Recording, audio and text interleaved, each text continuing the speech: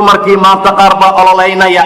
waxay ku dadaalayaan oo ay u ololaynayaan waxay tahay xuquuqaadkeennii hanala siiyo war haddii ilaahay islaamkaa dhigoodan dibi caabudaynin war haddii laa ilaaha ila allah oraahdaadu ay tahay war haddii muxamadun rasuulullah aadan ka tegaynin mar kastoo xayi cala salaad aad maqashaad salliga ku istaagayso war mar allaala markaad soo baxaysa haddaad jalbaab iyo xijaab ku soo baxayso haddii guriga laguugu asturee odaygaagii la amray inuu bannaanka ka soo kasbo meel allaala meeshuu geli karo xalaala uu galo qashinka la qaadaayo hadduu kaa qaado bannaanka laguu geeyo waxaad u baahan tahay oo kale maxaa waaye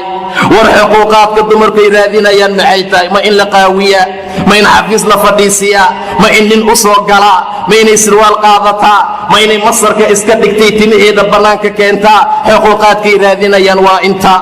war xuquuqaadka alla idin siiyey ma ogtihiin mar hore in laydin aasi jiray war gabar walboo da'daa gabadhaa meesha fadhisaa gaarta waa xilliga ay gowmaha iyo ciyaalku ay soo kacayaan inta god laydin qodaa laydinku duugi jiray ilaahay baa diiday subxaana wa tacaala waidaa bushira axaduhum bilunfa dalla wajhuhu muswaddan wahuwa kadiim haddii gabar loo dhalo waa xumaanayey wejigiisaa madoobaanayey gabar loo dhalay waxaad moodaa 70 lacanadood inay wejiga ka saaran tahay ظل وجهه مسودا وهو كظيم يتوارى من القوم من سوء ما بشر به بنانك ما soo baxaya waaya gabar baa loo dhalay wax idinka ka dandarnaa ma jiray wax idinka ka fool xumaa ma jiray walaalayaal aabihii ku dhalay hadduu ragga iska qariyo aabihii ku dhalay hadduu iska qariyo dadka hadduusan akhyaarta soo ag fadhiisanaynin hadduusan dadka akhyaarta ag imaanaynin yatawaara waa dhuumanaya waa isqarinaya xumaantii loogu bishaareeyey laba mid bay ahaan jirtay ayumsikhu calaa huun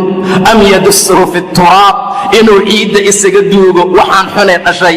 inuu carada isaga aasa ayadoo nool intaa ka bacdi amase inuu iska haysto ihaano iyo dulli asagoon hadalkiisa la qaadanin labadaa mid ayay ahaan jirtay buu yidhi ilaah subxaana wa tacaala dullinidaa loo dhalay ayuu diidan yahay ayaduu rabaa inuu xabaalaha isaga aaso qaar baa la tilmaamaa intay u soo qubeeyeen ay dar u soo labiseen ay dahab u soo geliyeen godna ay u soo qodeenuu wadaa garkay ciidda ka tirtiraysaa ay leedahay aabbe